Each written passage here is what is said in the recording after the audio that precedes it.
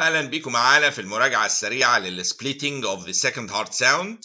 قلنا نبص على المحاضره الاصليه الاول بس عشان الفاست ميد ريفيو تبقى ليها قيمه، اللي يعني نبص على المحاضره في النظر الاول كامله ونيجي في الريفيو هنا. باللمه السريعه بتاعتنا بنقول ان هو نورمالي في سبليتنج، ده اسمه نورمال سبليتنج، ان الاورتيك كومبوننت بتتسمع، وفي بعد كده بيجي بعدها ده لان الليفت فنتركل سريع جدا يجي بعدها الايه الرايت فنتركل يضخ يعمل البلمونري ايه كومبوننت بعدها بعد قفله البلمونري فالف. اللي حاصل ان ممكن كاسباب وايد سبليتنج ممكن حاجه من اتنين لو هنبص عليها، يا اما الاورتيك دي تيجي ايرلي ودي حاجه نادره شويه، يا اما البلمونري دي تتاخر كده يقوم ايه يوسع ايه السبليتنج. طيب عندي هنا ايه اللي ديلي البلمونري كومبوننت، يعني يخلي البلمونري تتاخر. اللي يتاخر في البلمونري قلنا كهربة الرايت فنتركل ضعيفه، رايت باندل برانش بلوك مخليه الرايت فنتركل بطيء، فيجي البلمونري كومبوننت تتاخر ويوسع السبليتنج. دي مشهوره جدا. البلمونري ستينوزس، ضيق في الصمام البلمونري فالف، هيقعد مده طويله قوي عقبال ما يضخها وتيجي تتاخر كده يحصل وايد سبليتنج مع البلمونري ستينوزس.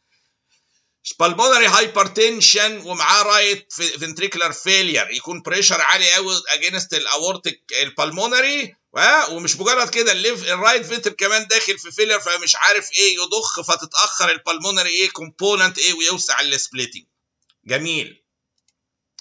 مايترال ريجيرج هنا، ودي حاجه بقى ليفل علوي قوي اللي يعرفها، ان هو لو في مايترال ريجيرج عندي مثلا 10 يونت دم، بدل ما هم كلهم يتضخوا كده لا، في ارتجاع بيتم بخمسه ويتضخ خمسه بس، فالليفت فنتركل بيخلص الفلويد بتاعه بسرعه او البلاد اللي فيه بسرعه لان عنده سكتين مش سكه واحده، يقوم يخلص الكونتراكشن ايرلي والاورتيك كومبوننت تيجي ايرلي يوسع السبليتنج، مع ان المايترال فالف ملوش اي علاقه بالاي 2، ولكن هو من خلال الميكانيزم ده يوسع معاه السبليتنج زي ما قلنا.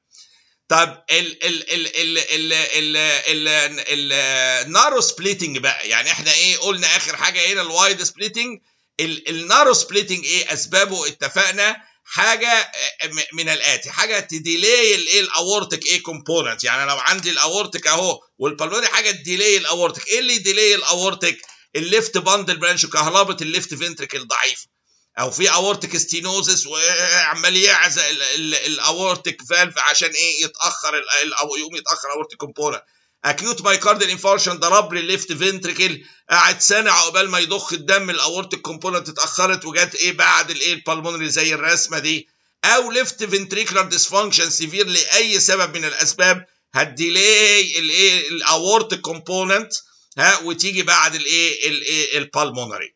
هنا السؤال بقى اللي بيطرح نفسه، موضوع البارادوكسيكال سبليتنج؟ قلنا البارادوكس ان هو بيحصل لو الاورتيك اتاخر كده وجي بعد البلمونري، بقى عندي البلمونري الاول وبعدين الاورتيك، اللي هو مش النورمال اورتيك تيجي الاول بعدها البلمونري، هنا العكس البلمونري جاي الاول.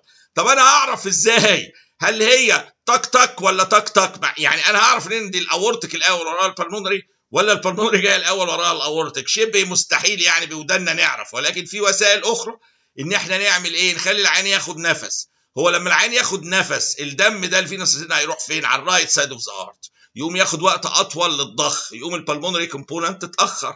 والله لو الاورتيك جايه الاول يعني زي الوضع الطبيعي بتاعنا كلنا كده، اللي هو الاورتيك جايه الاول، يبقى الانسبيريشن هيطول السبليتنج يخليه وايت.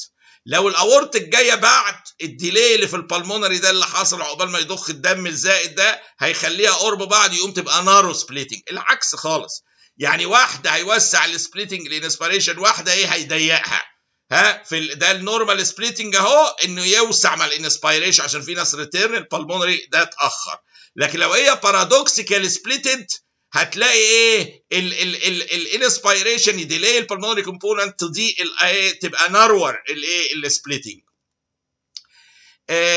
ودي يمكن هي الوصف ده مرسومه هنا حته بقى كلينيكال حساسه، عشان السبليتنج ده عمليه مش ايزي في الديتكشن، يعني الصفه دي هي يمكن تحدده لنا ان انا لما باخد انسبيريشن ويوسع السبليتنج، انا بسمعه في النورمال بيرسون اللي هو عنده A2 الاول بعدها P2 بيوسع اثناء الانسبيريشن، اسمعه.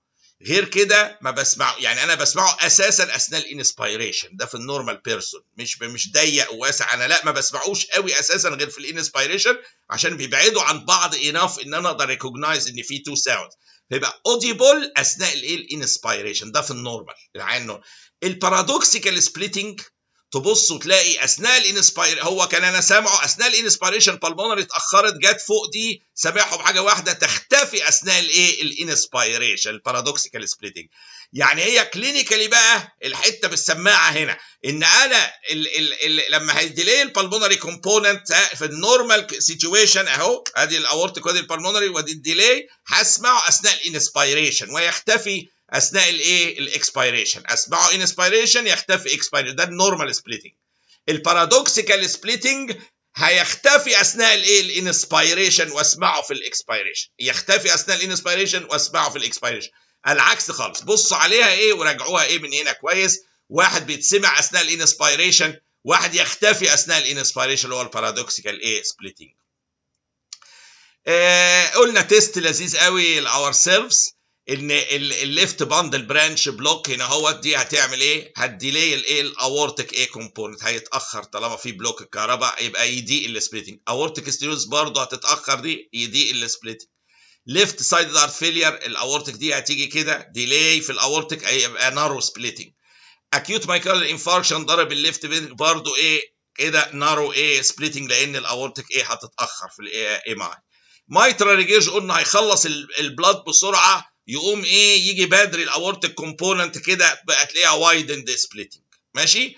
الناحيه الثانيه رايت باندل برانش بلوك كهرباء ضعيفه، هتيجي البي 2 تتاخر يبقى وايد سبليتنج. بالمونري ستينوزس برضو البي 2 تتاخر تبقى نتيجه تتاخر كده اهوت يبقى وايد سبليتنج. بالمونري هايبرتيشن مع رايت فيلير برضه هتتاخر، العزقه بقى ضد في الرايت فيلير ياخد مده طويله تتاخر بي 2 يبقى وايد سبليتنج. انسبيريشن فينس ريتيرن زايد تقوم برضه البي 2 تتاخر لانه رايح على الرايت فينتريكل ويبقى وايدند السبليتنج. وعملنا تيست وبصوا عليه كده عشان ندركه كويس، وممكن تحلوا الاسئله كمان، في اسئله ممتازه موجوده مع المحاضرات كلها. طيب ده بالنسبه للسبليتنج هنا اهوت. عندي بعد كده الفسيولوجيكال سبليتنج، حته حساسه شويه في اللي هي انا نورمالي في الطفل الصغير او يونج ادلت رفيع ممكن اسمع سبليتنج يبقى واضح جدا ان هو ممكن نسمع وايد سبليتنج، يعني وايد كده كبير، اللي عندهم هايبر كاينيتيك سيركيوليشن فينس ريتيرن هنا. طب ده حله ان انا اسمع وايد، اعرف مين ده فيسيولوجيكال بتاع اليونج ايج ولا ده عنده مرض عامل له وايد سبليتنج؟ هعرفها منين؟ منتهى البساطه، خلي العيان يقف. يعني انا سمعت الطفل او اليونج ادلت ده الولد صغير او الشاب صغير ده وسمعت وايد سبليتنج، اعمل ايه؟ اقول له تعالى اتفضل اقف. الوقوف بدل ما انا بقى اكزامن وهو نايم على السرير، هاكزامن وهو واقف. هيحصل يقل الفينس ريتيرن، لما يقل الفينس ريتيرن يقل البلاد اللي رايح للرايت فنتريكل، وبالتالي الرايت فنتريكل يخلص الدم بتاعه بسرعه، وتيجي البالمونري كومبوننت كده، فهتلاقيه موبايل سبليتنج، يعني ما اتغير بالستاندنج، الستاندنج اثر فيه ستاندنج اب. لكن لو هو باثولوجيكال هتفرق الستاندنج من الستاندنج؟ لو انا عندي رايت باند برانش بلوك كهرباء مضروبه ملهاش اي دخل، وقفت وقاعد بتاع مش فارقه كتير، فمش هتتاثر بالستاندنج. فانا لو سمعت وايد سبليتنج في يونج ايج والله ممكن تبقى فيسيولوجيكال او باثولوجيكال. خلي الولد او الطفل يقف واسمع تاني وخليه ياخد نفس وتشوف السبيك، خليه يبقى مجرد ان هو يقف وتسمعه تاني، المفروض يقل الفينس ريتيرن وانا ستاندنج، تقوم البالمونري دي تيجي بدري لان هو كميه الدم هتبقى 1000 هيخلص بسرعه، وبالتالي يقل السبليتنج. لكن لو ما تاثرش يعني موبايل سبليتنج، لو ما تاثرش فضل فيكسد سبليتنج او يعني ما تاثرش بالستاندنج يبقى ده باثولوجيكال سبليتنج، حته كلينيكال لذيذه ومهمه قوي. عندي بعد كده الاي اس دي شرحناها ان هو بتبقى وايد سبليتنج، لان في دم جاي من هنا رايح على البالمونري هنا اهوت او الرايت فنتريكل، هياخد وقت اطول، فبتبقى وايد. ولكنها ايه فيكسد ايه سبليتنج لاسباب معينه ما بتتاثرش ايه بالعمليه الايه الانسبيريشن اللي احنا شرحناها. اللي هي الفكره ايه ان قلنا ان هو مع زياده الفينس ريتيرن في الانسبيريشن الفلويد اللي بيعلى هنا البريشر فيمنع الشنط. فايه اللي حاصل ان هو انا بزود 5 وبشيل 5 مثلا من ناحيه، يعني بوقف 5 هنا، يعني انا زودت 5 في الفينس ريتيرن هم دول اللي ايه وسعوا السبليتنج. لكن في الاي اس دي ال5 اللي زادوا دول وقفوا لي من هنا الايه الفلو اللي جاي من الليفت، وبالتالي النت ريزلت كانت زيرو، لا زدت ولا قليت. فمع الانسبيريشن في الاي اس دي هزود هنا اهوت شويه 5 يونتس مثلا وامنع 5 من الناحيه الثانيه، وبالتالي مفيش ريال تشينج حاصل. عشان كده بيبقى ايه فيكسد ايه سبليتنج. اللي هنا اهوت برضه فيكسد سبليتنج ممكن نلاقيه في الرايت سايد هارت فيلير السيفير جدا. خلاص هو وصل للماكسيمم الرايت سايد مش قادر ياخد اكتر، ففي الانسبيريشن حتى بتروح على النيك فينز مش بتزود الكميه اللي رايحه للرايت فينتريكل، وبالتالي ممكن يبقى ايه برضه فيكسد سبليتنج مانيش ايه قادر ايه ازوده، لان خلاص الرايت فينتريكل وصل خلاص ماكسيمم. هتزود انسبيريشن مش هتزيد الكميه، مش قادر ياخد زياده، وتلاقيها ظهرت في النيك فينز انسبيراتوري ايه فيلينج، مش عارفه تروح على الهارت وبالتالي مش عارفه تاثر في السبليتنج، فتلاقيه بقى فيكسد ايه سبليتنج. الفالوت تترالوجي بيبقى الاورتيك بالمونري فاتحين على بعض مخلطبيصه زي ما التو فالفز مع بعضيهم، وكومن اوريجين الاورتال بالمونري ما نقدرش نقول في فالف وفالف، فبيبقوا شبه حاجه واحده، فتلاقيها سنجل هارت ساوندز، مش ده لوحده وده لوحده، بتلاقيها سنجل ايه هارت ساوند. هنا عندي نورمالي يقول لك السبليتنج اوف اس 2 كان بي هيرد اونلي اوفر البالمونري اريا.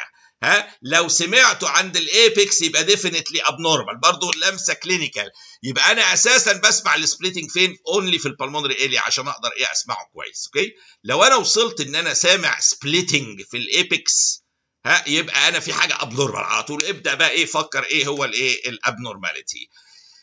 برضو ايه هنا اهوت بنقول الايه هل ده اسهل من بيس اوف كيك ولا لا؟ وزي ما قلنا انا هنا في المراجعه السريعه، فرجاء رجاء يعني انا مش هنا الهدف ان انا افهم من الصفر، انا بس براجع لواحد سمع المحاضره الاصليه، فارجو اللي عاوز يفهم سبليتنج كويس لازم يسمع المحاضره الاصليه الاول، ما لهاش حل، ودي بس المراجعه السريعه ليهم اللي هم سمعوا المحاضره الاصليه. اوكي، شكرا جزيلا.